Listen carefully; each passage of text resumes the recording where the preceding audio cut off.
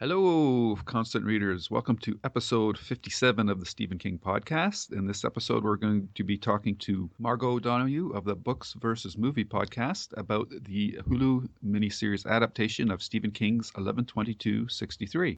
We review the entire series, and of course, there will be spoilers. So sit back, relax, and enjoy.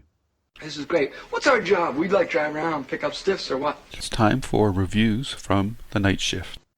Hello, everyone, and we have a guest with us again for the 11/22/63 series podcast wrap-up episode, and we guested on her episode previously on her podcast, Books versus Movies, and now we're returning the favor, and we're very happy to have with us Margo Donohue of the Books versus Movie podcast. Hi, Margo. Hey, guys. It's nice to talk to you again. All right. Nice. So let's get into it. Yeah, let's do it. As the guest, we'll give you the choice. Would you like to go first, or do you want to hear us first about our overall thoughts of the series? I want to hear you first. Okay. Hans? Okay. Well, as you know, I saw this pretty early on, so it's great to finally be able to talk to people about it and not being afraid to saying too much. I was very happy with this one. I think this definitely is one of the better TV shows based on the Stephen King book. And I read the book. I was supposed to read the book before I saw it, but it got in the other way around. So I read the book after I had seen it. And I'm surprised how much they follow the book. It's very close to the book, and some parts of it is actually word for word from the book. So I'm very happy with it. They did some changes. The biggest one is the Bill character that is totally different in the TV series version compared to the book, and I understand why they did it, and I'm okay with it, and I think they could have done some of it better, but overall I think this is a great adaptation. Okay. If I had to give it a one-word review, I would probably say frustrating, because it was so close to being a classic adaptation, and could be right up there at the top with the other Stephen King adaptations. But because of some changes, and I understand that they have to do adaptational changes because it's different one medium from another, but the changes that they made, and it's not just the Bill Turcotte character, it's some of the other more subtle things, it just killed some of the empathy I had, especially for Jake's character. And I was in a really weird place going into episode 8 where I actually was feeling more sorry for Lee Harvey Oswald than I was for Jake, which is totally bizarre and not where you want to be, right? So we'll get into why I was frustrated, but I would say my frustrations are more nitpicks. But I would say for the average viewer, this is a really good adaptation overall. I think they will enjoy it, especially if they've not read the book. And it's a nice contained series. So overall, I quite enjoyed it, but I wouldn't put it up there with the top Stephen King adaptations for TV. So, Margo, we've got a split. You're going to make the deciding vote here. Okay, so you're saying I'm not going to say it's the best TV adaptation of a Stephen King property, but it's up there. It's in like the top 3. It's certainly miles better than The Shining, starring Steven Weber. It's certainly better than quite a few other properties.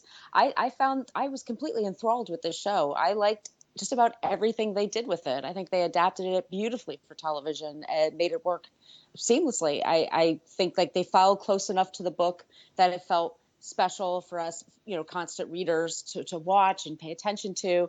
But I think they made the right changes. Like I liked actually the addition of Bill in Dallas. I thought that just made total sense. It was a good way for him to interact with another person versus being in his head all the time. I thought the casting was great. I think they put all the money was on screen. It looked gorgeous. The song choices were great. I was really, really pleased, and I didn't want it to end.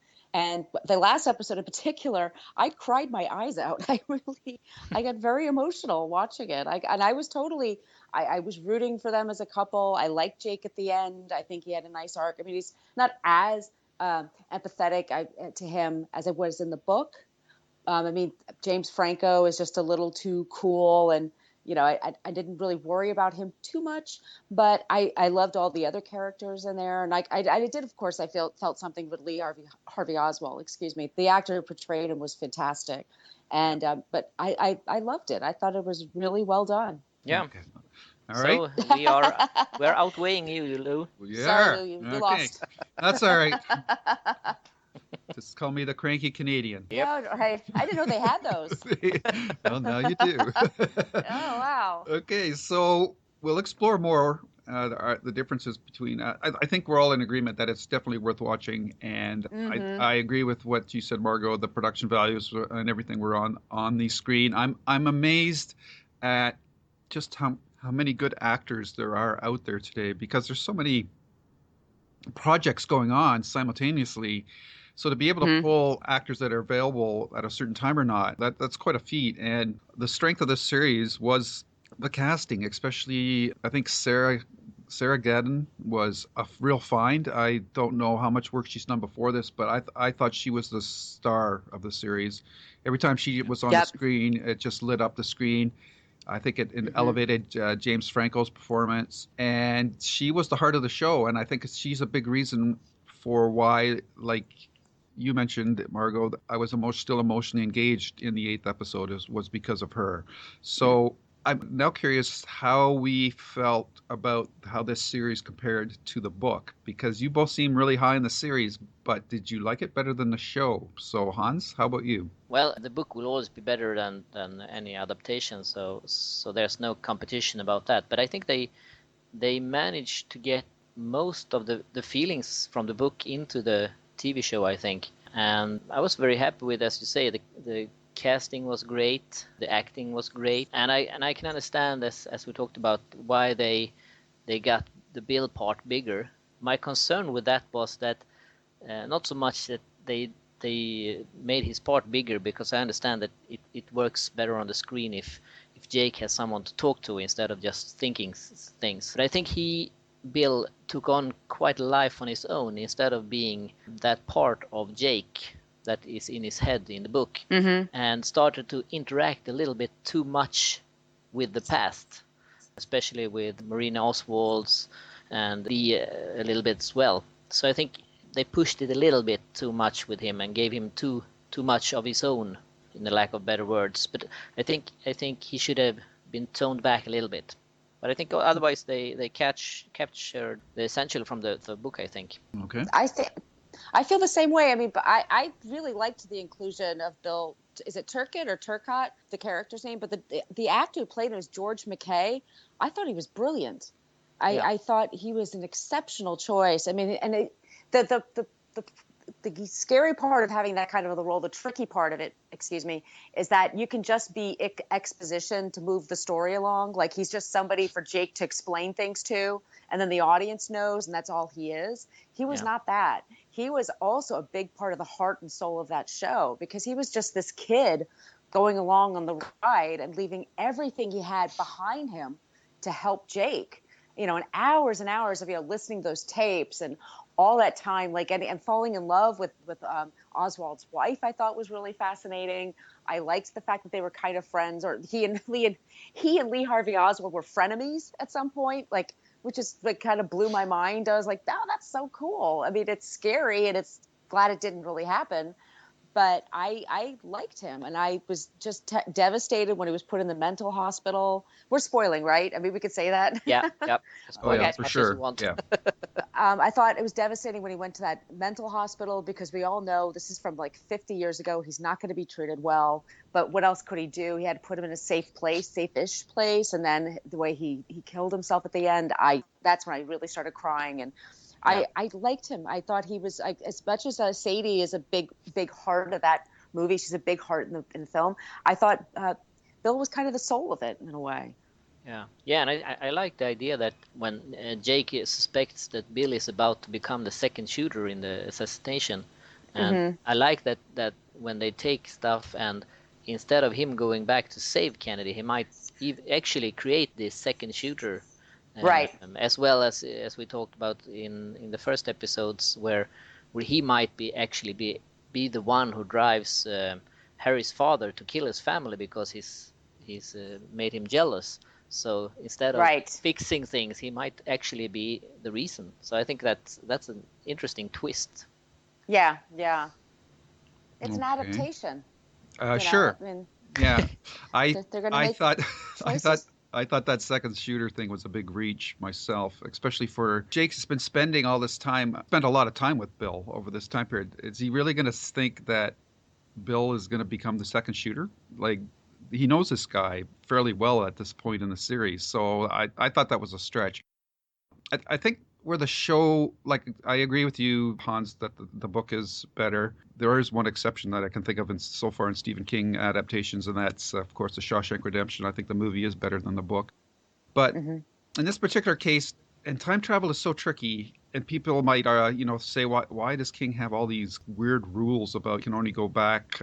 It only always goes back to the same time, and when you come back, it's only 2 minutes has passed. And what he was setting up there, and I think it's actually quite clever, is that, and what the show totally changed and we saw that right from the second episode, is that in the book, Jake was really an observer of the past. So if he didn't do anything, we knew how the events were going to play out. But in this show, right from the second episode, we saw that his interaction with Harry Dunning's father basically led to his father's blow up and decision to take out his family. And that set up a red flag for me because then they carried that theme forward through the rest of the series, making Jake's actions actually part of history. And once they do that, then Jake is loses his agency. He's no longer whatever he's doing is part of the past. And we saw that for sure. I was still wavering on it, but in the last episode, Sadie doesn't have the scar anymore. So we know that because based on the way the show is handling the past, Jake's actions in the past are responsible for Sarah's scar, which in the book, she still has the scar, even though Jake made the decision to step back and not interfere with the past anymore.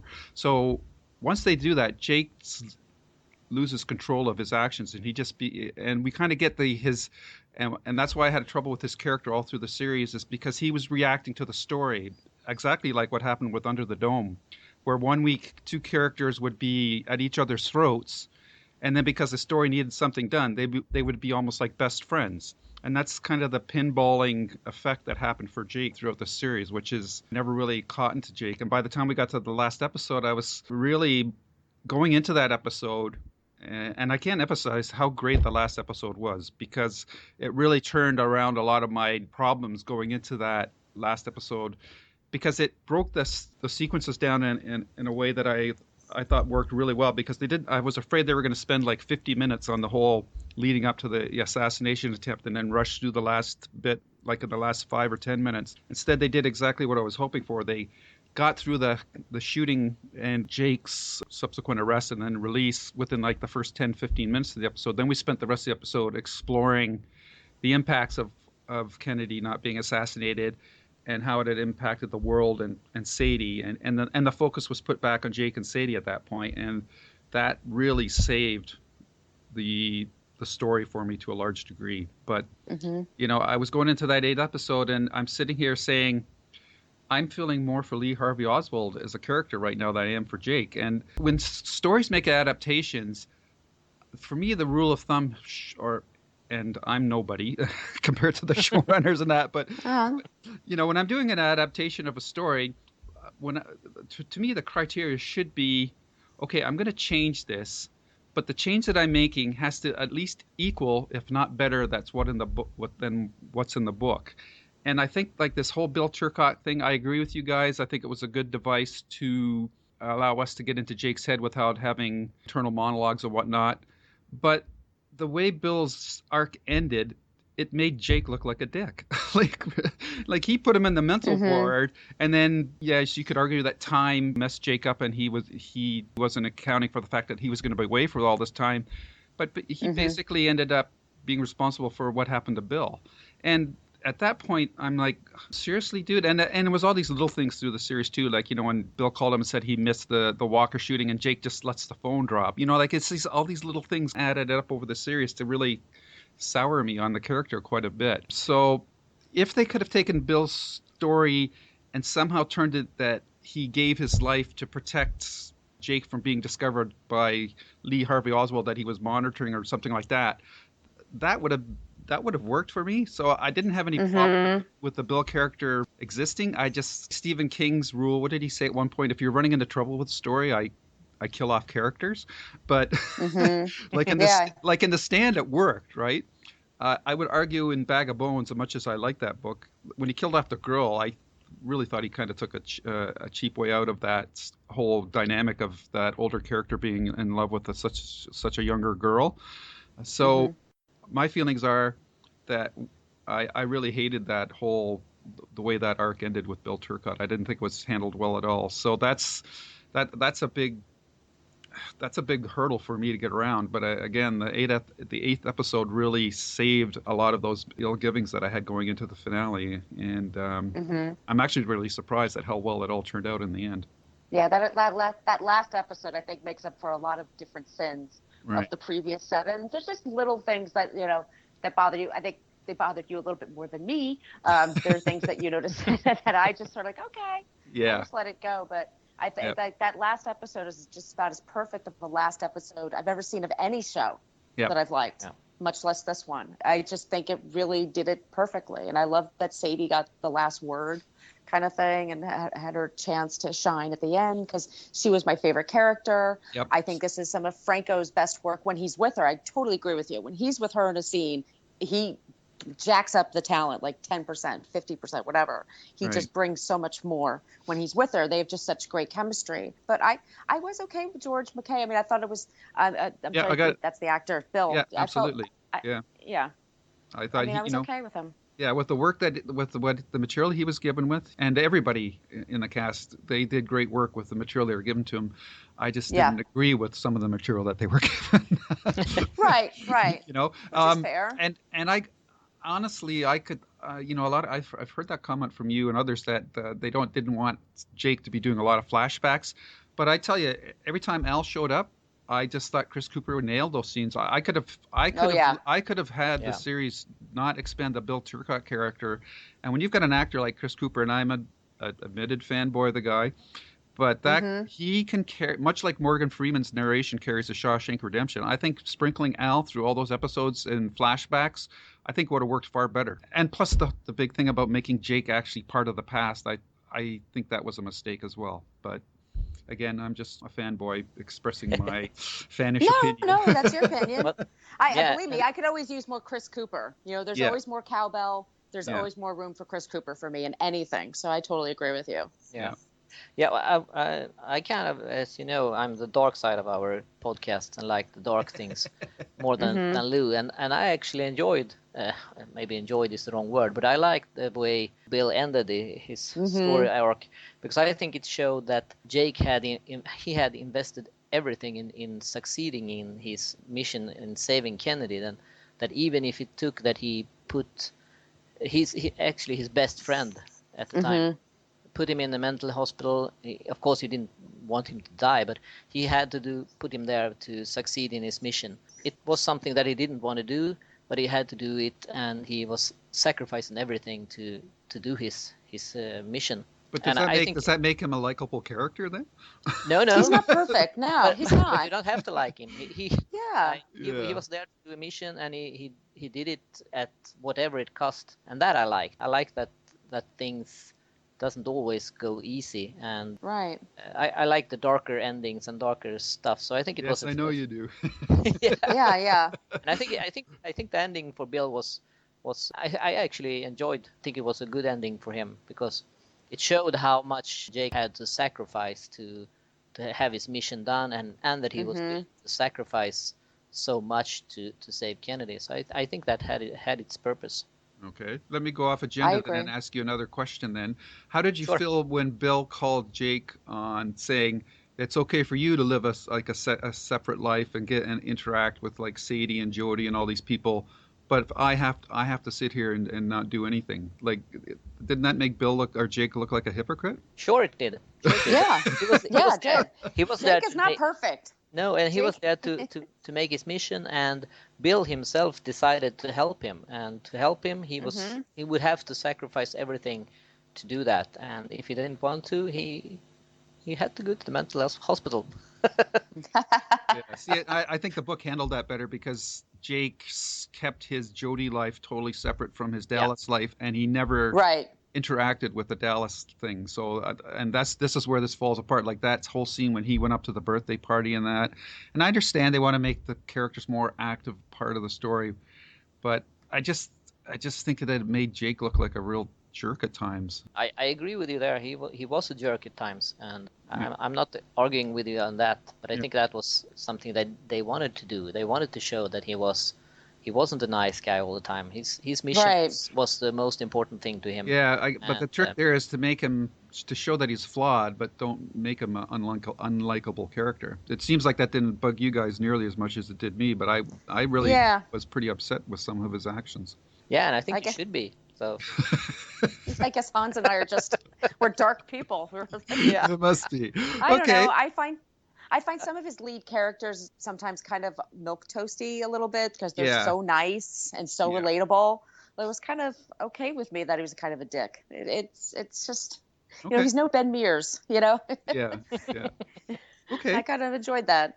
Okay, that's interesting. All right, so our next item on the discussion points is your favorite episodes, moments, characters. And I think we've kind of touched on this already, but just to make sure in case you missed something. Yeah, well, the final was of course a great episode, but I also really liked the first episode where they set everything up and you get a taste of how Jake feels when he go back for the first time, and I enjoyed the first episode a lot as well.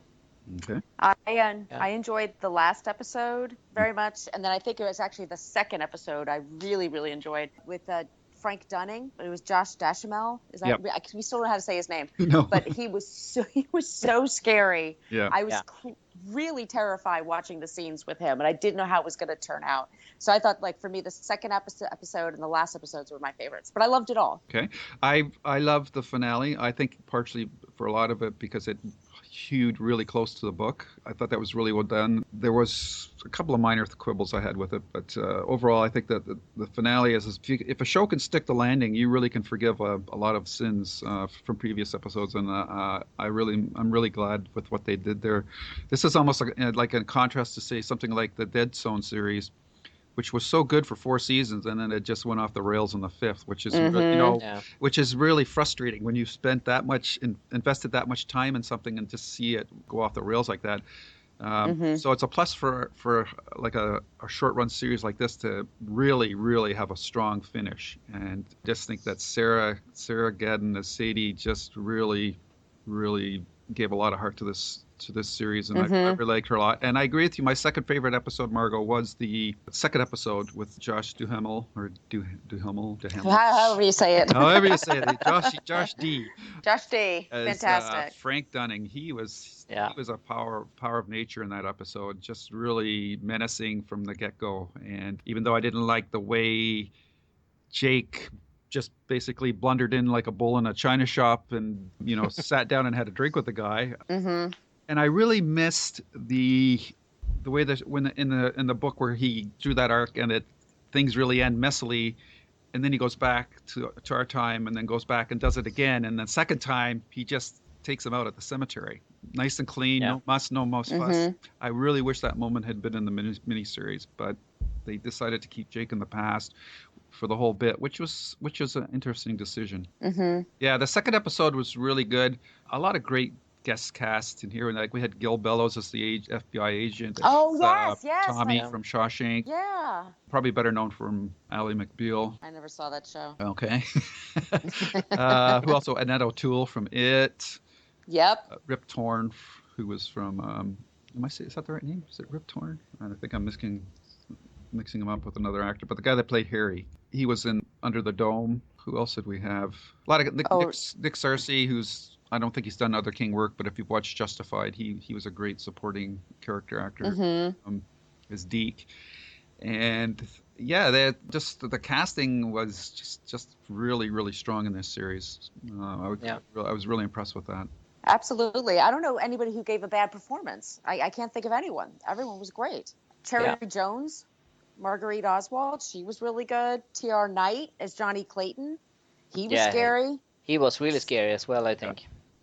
And Kevin J. O'Connor, the yellow card man, Yeah. he had like that was a small part, but he was really good. I was really into it. I think it was really well cast. Yeah. And to get all those people, like you said, like nowadays there's so many projects being made and produced at the same time. How they get all these people available to do this is a miracle. And the actor's name that played Harry was Leon Rippey. So my apologies. Rip Torn is a totally different actor. Yeah, I was just He's a going to say, comedian. Rip Torn is something else. Yes. Larry Sanders Show, I think, right? Yeah, wait, possibly, and even a lot of earlier stuff before that. Okay, so least favorite episode, moments, or characters. And again, we've kind of covered this as well, but for posterity's sake, let's just put it down there. Yeah, go ahead. I don't have a least favorite, to be honest with you. Okay, Hans? Yeah, well, I'm in the same way. I don't have any episode that I think was bad. The only thing, if I wanted to do something different, was that maybe not give Bill so much of his own life and interact with the past so much. Other than that, I don't have any complaints really. Okay. My least favorite episode was episode 7, which of course ended with the terrible death of Bill. And I just thought it was a terrible ending to his arc. And it made Jake look bad, which I don't think you want to do, especially when you're at your penultimate episode going into the finale. And Jake was my least favorite character. Just don't, I guess in my mind, I had sort of the image of Mr. Smith goes to Dealey Plaza, and this character never gave me that vibe at all. He seemed very self-absorbed and hypocritical, and I think that to some degree the Bill Turcotte arc just highlighted how selfish he was acting at times. He wanted jam on both sides of the bread, and he usually left a mess as a result. So, yeah. Yeah. Okay. All right. And now, different types of shows bring on different types of viewing possibilities. And in today's world of streaming, we have series like Daredevil and so forth that you can binge watch, or you can take the more traditional weekly release schedule that Hulu decided to take with 11/22/63. I'm curious to hear from you two as to which way you would have preferred to watch a show, or did you like the way that it was done? I like the way it was done, personally. I mean, but my question, Hans, did you watch it all at once? I mean, did they give you CDs? Like, how did you get the show? Yeah, well, they gave me access to an online screening room. So I actually watched the entire show between Christmas and New Year's Eve. So I pretty much binge watched it. And was it fun? Yeah, I think it would have been fun. I can't really think of any good reason not to binge watch a TV series today. I usually, when a new show comes on, I wait until the entire season has passed and I watch it all in a couple of days. Same here. Yeah, I have a problem with keeping if it goes at 8 or 9 o'clock. I have so much else to do, so I often miss an episode anyway. So I prefer to watch everything as it goes. I have certain shows that I know a lot of people are going to see and talk about, so then I kind of have to watch it as it goes, because otherwise they will spoil it for me. Right. But if I can, I wait until the season is over and then just watch it all in a couple of days. Right. I was really hooked on this show, and at the same time, the People versus O.J. Simpson, that was a weekly show here in America, right, on FX. Yeah. And both of them, you couldn't binge watch it. You had to go in every week, and they were both every week I was dying to see the next episode, and both of them, I wish I could have binge watched them. But in a way, it's kind of better it doesn't. You don't sometimes. Sometimes it's nice you make that investment of time every week and just have that hour. Yeah, for sure.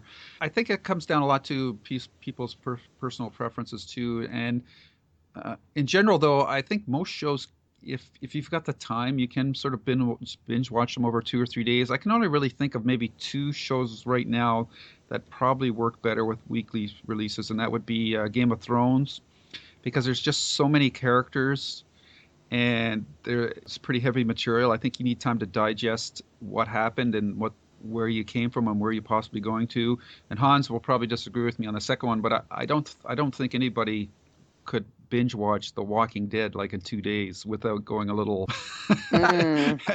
a little I, bit crazy or becoming super aggressive or sociopathical or something. Because that's another grim show, right? Some shows that are heavy like Oh, I that, can't watch it. yeah, are that are really heavy like that. I think you need time to let it percolate and seep out of your system again. And if you just piled episode upon episode like that, I think you could get pretty pretty tied up in knots.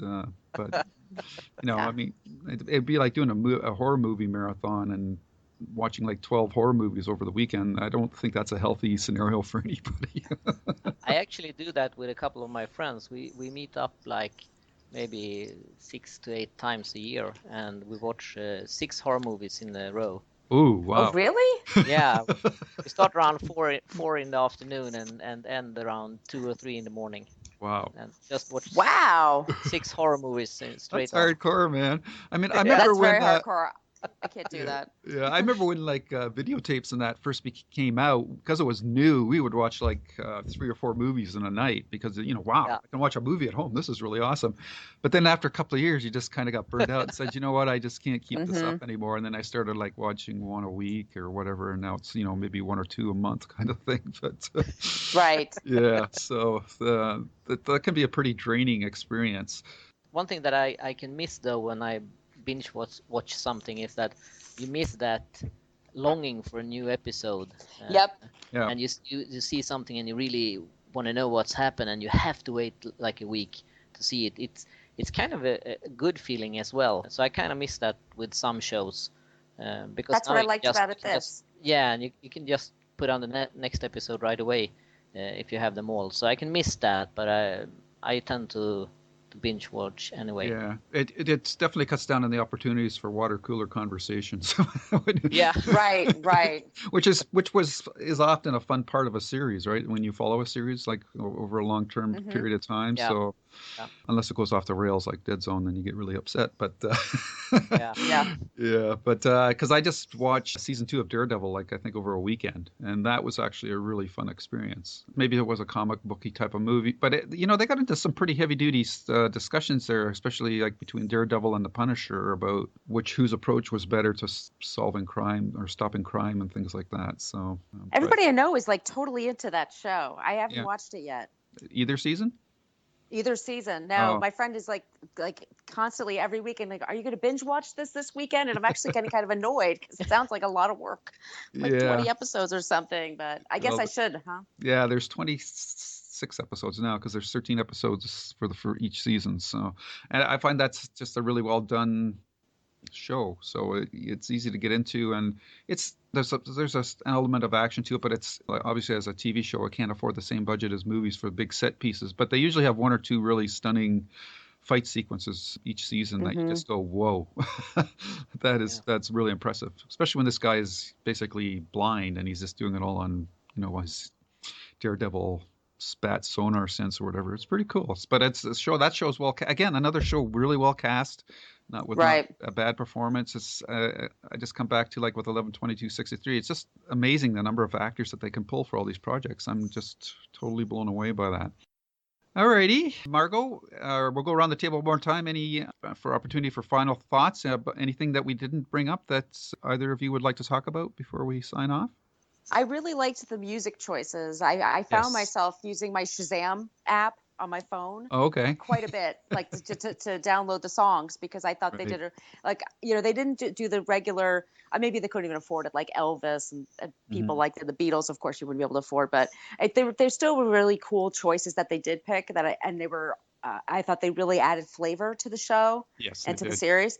Yeah. And I thought the automobiles, the cars were beautiful Oh, and yeah. really Yeah. authentic, Yeah. and that really added to the realism. And the Yeah. wardrobe, I just thought it looked great. It Yeah. was just fun. It was a wonderful show to look at every week. Yeah, I was actually Yeah. cringing during that one car chase sequence with Jake driving that car trying to get to the. I was going, oh No, my yeah. God, don't hit anything.